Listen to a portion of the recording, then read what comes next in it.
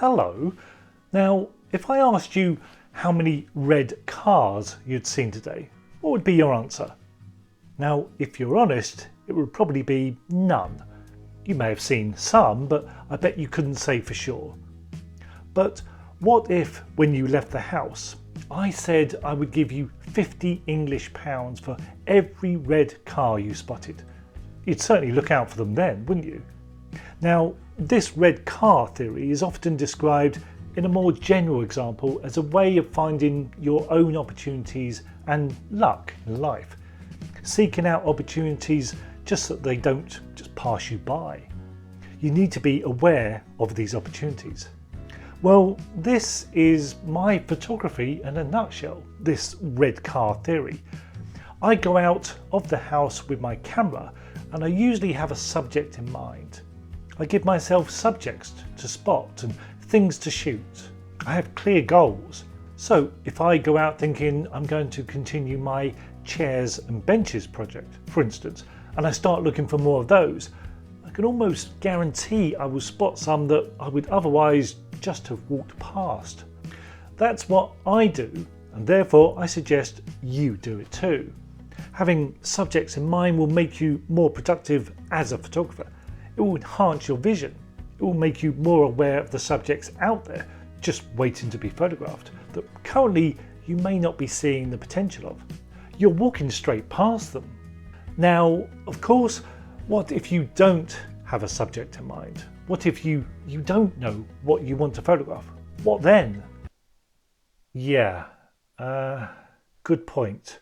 What about that? Well, it works here too. The fact that you are actively looking and searching for that suitable subject, you will, by default, start seeing more in general. Now, I'm not saying this will happen automatically. You won't change overnight. It's a gradual process, so I'm not promising miracles. You have to practice this just like with any other technique in photography. And the more you do it, the better you will become at spotting scenes and subjects. But the thing is, once you spot one thing, once something catches your eye, you'll start looking for others. The more you look, the better your luck and the more opportunities will come your way. Spot that red car and suddenly there's 50 red cars on the road on your way to work. Who knew? They were always there, they didn't just appear because of this, but now you're aware of them. So if you're not finding subjects to shoot, simply because you're just not looking. So that's how I search for subjects to shoot, by being aware and just looking basically. And if I can tune my vision into the subject I want to shoot, then yes, the more likely they will appear. Well, we interrupt this incredible video content for just a moment so that I can remind you about E6. If you are enjoying this video, then there is more, much more, as part of my E6 subscription. There's on-location videos, exclusive video shoots not shown here on YouTube. There's informative and inspiring e-guides covering a wide range of photography techniques, subjects and ideas. You can listen to my regular podcast where I cover various photography topics with more in-depth discussion. The subscription also includes many of the ebooks I have available, all part of the subscription cost. Then additionally, there's discount off my workshops and online courses, and an image review service where I will critique your favourite pictures. That's 6 great features in the E6 subscription. But if that's not enough, if you want even more, you also get exclusive early preview of these YouTube videos before anyone else. I know, I'm spoiling you now. So if all this sounds like all you've ever dreamed of in your ideal photography subscription, then head over to my website e6subscription.co.uk and join all the other lucky people who are already subscribed. Anyway, back to this week's amazing video. Now, I think something else that helps with this idea is how I visualize the world. And in fact, someone else sees it the same as me. And that someone is an artist on Instagram called Kieran Gabriel. He's a digital artist rather than a photographer, and I first came across his work when he did a digital art version of the album cover of an Arctic Monkeys LP, this one. His art is what I would describe as simplified everyday life. Block colour art of street scenes and famous buildings, etc.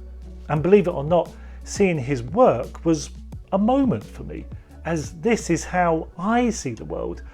That's how I find my compositions, by seeing the world in that sort of way.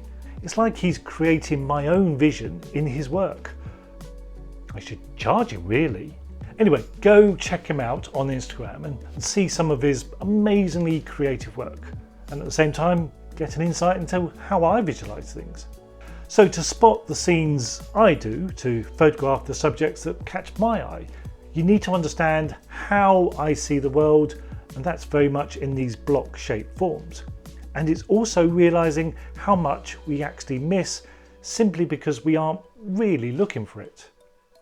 So if you take my chairs and benches project, for instance, do you know where the first bench is located when you leave your house?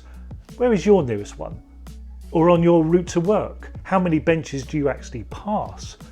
A rough guess would probably be way out, but if you needed to know, you would make a point of counting them.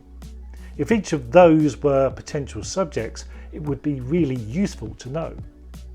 Now, of course, you may have no interest in chairs or benches. You may not see them as photogenic, but any subject you do see as appealing can too become lost under plain sight if your vision isn't tuned into spotting those. Now, my latest project is Field Studies. It's a project I'm exclusively shooting on film, and it's views, ordinary views, captured from the edges of fields. These fields could be the ones I have simply walked alongside time and time again. They may be fields I walk alongside as I head to a specific location in the landscape. But now I'm looking at those fields as I pass. I never really did that before. They may at first glance be seen as just bland, ordinary fields, as there's fields everywhere really, all seemingly looking the same. But once you start looking across at them more closely, with intention, you realise their potential. You see they aren't just ordinary, and they do have potential. Their beauty can be as equal as any hotspot view that you may otherwise be heading for, except no one has probably photographed them before. It surprised even me what I've missed before. There may even been a red car in one of those fields before. I would have missed that too. I'm now purposely looking for fields to walk alongside, just to see if there's potential for another capture. My other project, which you will have seen examples of at the beginning of this video, is shooting reservoirs. To me, reservoirs offer the perfect blend of being the landscape, but being man-made, their beauty is, in a way, less natural. This appeals to me as a landscape photographer who also enjoys the urban environment too. The views around the reservoirs is sometimes less glamorous, less obvious, not as striking as some of the nearby honeypot locations maybe. You could easily walk around one and not take a single photo. Well, that's if you don't have the red car theory in your mind. You can use this to look out for particular subjects at these locations, the various benches along the route maybe, or just the views through the trees, objects in the water, or simply see these locations for what they are. Lower your sights and expectations in a way, and then some amazing views do come into sight. Views as good as any popular landscape location. As another example, I recently did a trip to Liverpool, and here in this city environment, I spent a morning searching for views of the famous landmark St John's Beacon. With this as my key subject, I found views of it I would never have imagined or even discovered if this wasn't my red car subject for the day. I think I found views not even the locals would know about. So, next time you want to go out and take photos, next time you're not sure of what to shoot, remember the red car theory. There's something out there for you, and no doubt lots of them too. You probably just haven't been looking for them, that's all. You think red car, and I We'll see you next time.